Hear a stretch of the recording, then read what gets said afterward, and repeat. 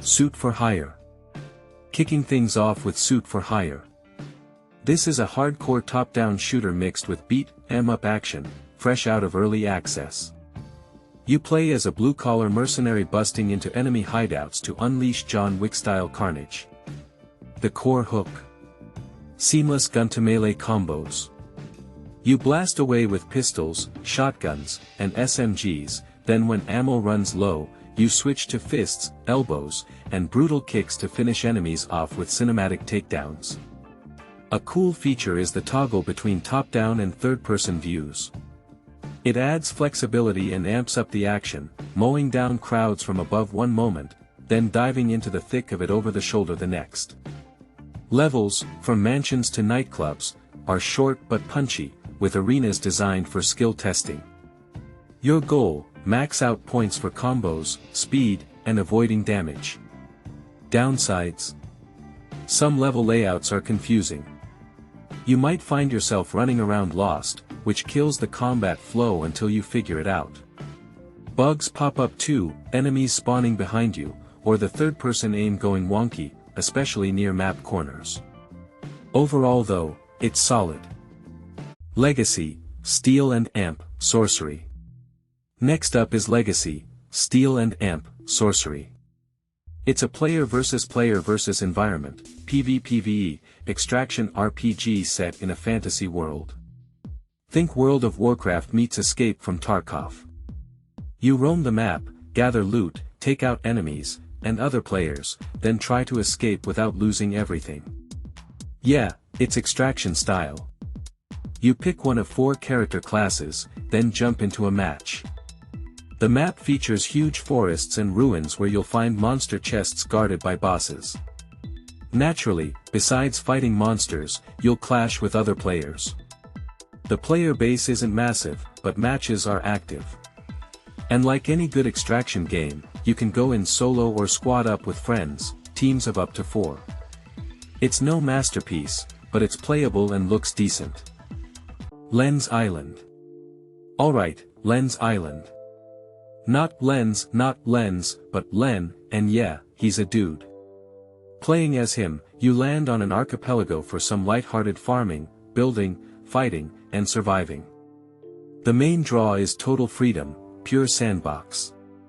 Wanna build a farm with wheat and chickens? Go for it. Prefer to dive into dungeons to slash spiders and skeletons? Do that. Or just sail around exploring over 30 islands with different biomes, from jungles to icy wastes. There's a day/night cycle, gather resources, craft gear, or upgrade your town to unlock new vendors during the day. At night, enemies might raid your base, so you better prep your defenses. Combat is straightforward, timed combos and critical hits. There's also progression. If base defense gets old, you can always hit those dungeons for loot. Basically, it's a cozy open world packed with pretty standard mechanics we've all seen before. Deadzone Rogue. Finally, the newcomer, Deadzone Rogue. This roguelike is dead simple. You wake up on a derelict space station crawling with robots and biomechanical horrors. Your job. Don't become their lunch while lugging a big gun. The arsenal is huge, over 30 different guns to seriously mess up enemy faces. The best feature? Run customization. You collect up to 15 augmentations per run that can turn your gun into a puree machine or give you, say, 5,000% extra damage while sliding. Each run features procedurally generated levels, machine halls, prison blocks, where you loot gear, upgrade guns, and pick perks to survive enemy waves. The fun part? You can play solo or in co-op with up to 2 friends. Perfect for getting wrecked together. Hollywood Animal. Ever dream of running your own movie studio? Hollywood Animal lets you do just that. It's this under-the-radar business sim that doesn't get enough buzz. You take control of a Hollywood studio right when talkies are taking off. Your job? Make movies. Decide if you want to be the king of blockbusters or the master of artsy flicks. And the fun part? Sometimes you gotta rough people up just to get a contract signed. Yeah, It's not just about movies, there's some real gangster stuff happening too. You manage everything, right down to hiring actors. And these actors? Forget Brad Pitts, you're hiring washed-up guys off the street, some racists, others drunks. That's all part of the game's vibe. You also write the scripts, picking genres, locations, and plot twists, like maybe the hero finds treasure here, or there's a huge battle there. The gameplay feels pretty balanced overall. Build up your writing department, sound stages, and theaters to boost your rep and cash flow. But the outside world keeps moving too. The Great Depression, censorship, the mob, even mayoral elections, they all mess with your movie plans. Speaking of mayors, you can bribe M, or maybe send the mob after your competitors to make things rough for M. But every choice like that is risky business, cause your dirty secrets could come out. All in all, it's a fun time. Cast and chill. Guys, listen up. Nothing beats getting out on the water and fishing, right? But not everyone can just do that. So, I say do it in Cast and Chill, it's got a super chill vibe. Where the last game had you hustling in Hollywood, here you just drift across lakes or rivers, cast your line, and soak up life. Hop in your boat, grab your rod, and head out to 13 beautiful spots, from quiet lakes to the salty sea. The game has 2 modes. In active mode, you cast yourself, pick your bait, worms, lures, whatever, and fight the fish so your line doesn't snap. In passive mode, the game fishes for you.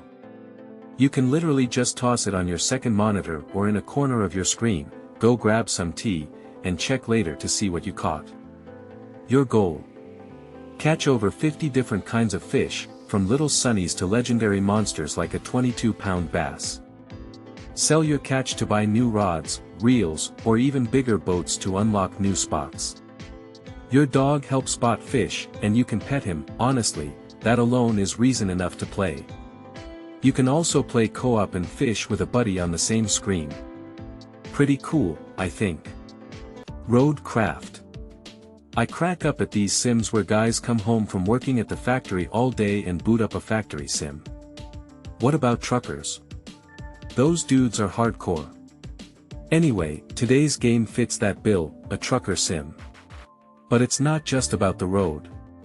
You run a company that rebuilds the world after hurricanes, earthquakes, and floods. The core of this game is physics. Every bulldozer, crane, even the road paver, feels like it weighs tons. Mud on the road? Your worst enemy, grabbing your wheels like in SnowRunner, if you've played that.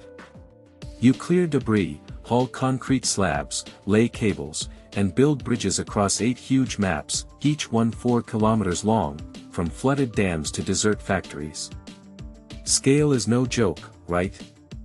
Here's how you play: plan your route so your trucks don't get stuck, and manually operate all the gear, from dump trucks to tracked cranes.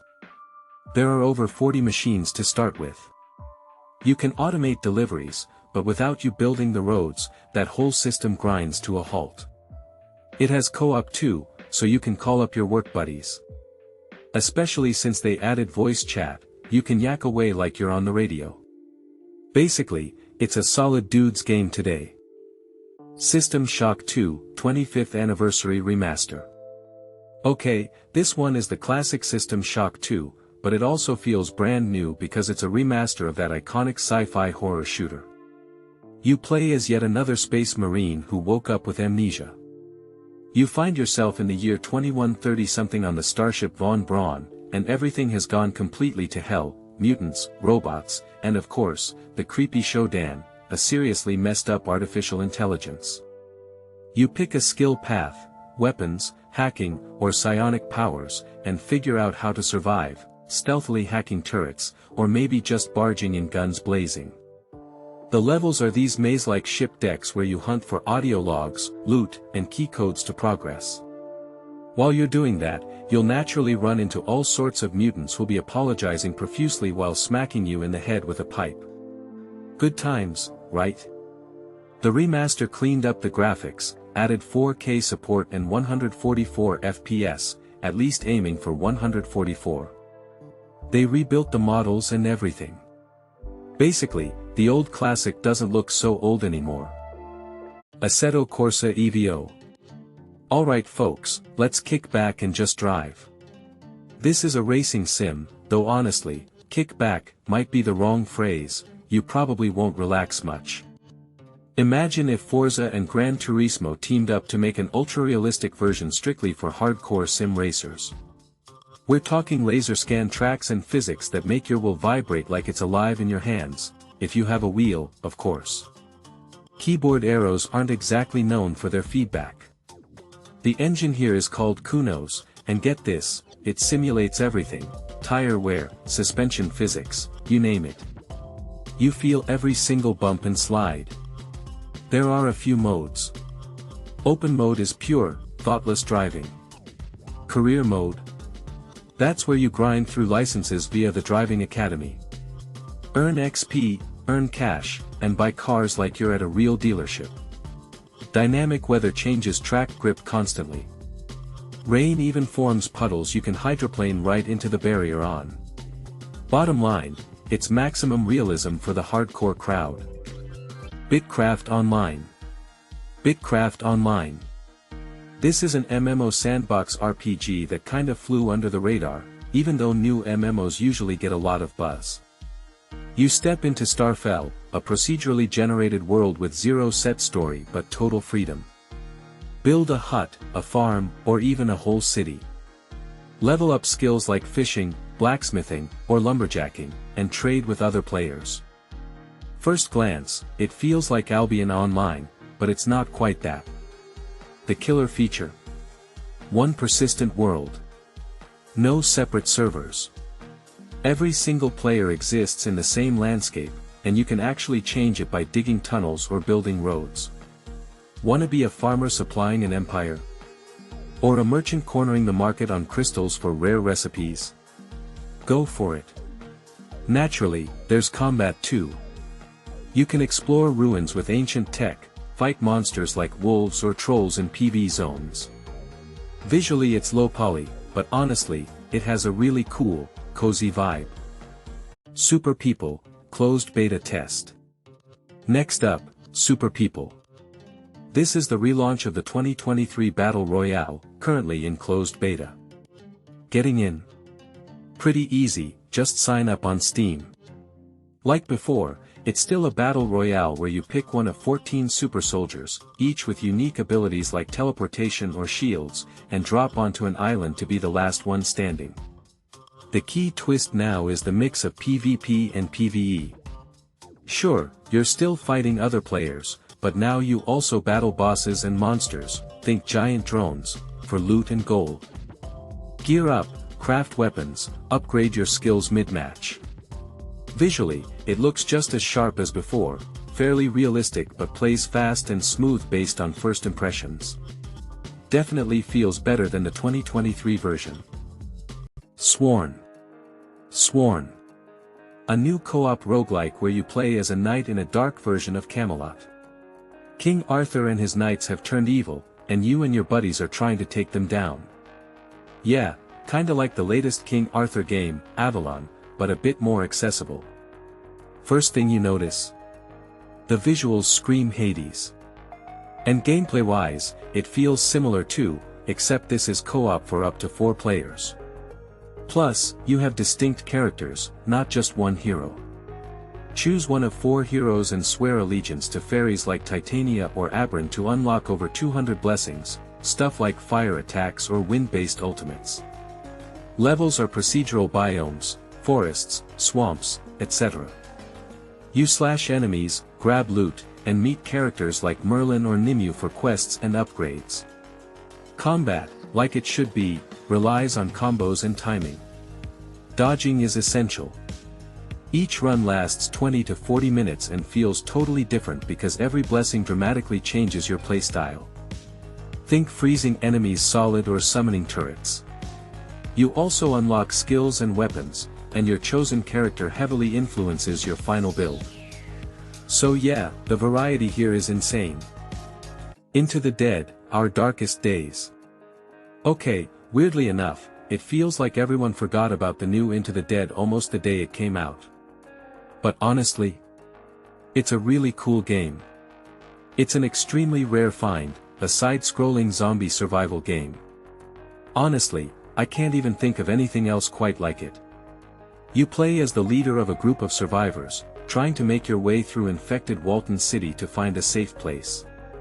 The game actually does a good job balancing typical survival mechanics with stealth. You sneak around locations, scavenge for resources, and craft weapons to fight off zombies. Each day is basically a cycle. During the day, you fortify your shelter, fix up barricades, and make sure your crew gets fed. Then night falls, and zombies attack your base, breaking down anything that isn't reinforced. But here's the kicker, you can't just hunker down forever in one spot. Seriously, don't even try to turn your base into some unassailable fortress. Sooner or later, way too many zombies will show up, and you'll have to move on. That part? It's pretty neat. The Spell Brigade. The Spell Brigade is another co-op roguelike, but this one's heavy on the bullet hell action. We're talking so many bullets on screen that you can barely even see what's happening. If the last game was about zombies, here you're a wizard blasting hordes of magic monsters with your buddies, all while trying really hard not to accidentally roast each other. And that last part? Friendly fire. Super important. Your whole mission is to combine your spells with your friends because, yeah, there's synergy involved. But if someone screws up, and trust me, they will screw up, things can go downhill way faster than a bad Helldivers 2 mission with your buddies. The game packs, by the way, 33 spells and 4 elements, letting you unleash absolute chaos on the screen. Visually, it looks really cool, honestly, like surprisingly good. So if you haven't checked it out, this is the one. Windblown. Finally, a quick word about Windblown, from the makers of that game, Dead Cells. You play as a runner. You're basically speedrunning across floating islands trying to save your village from these robots.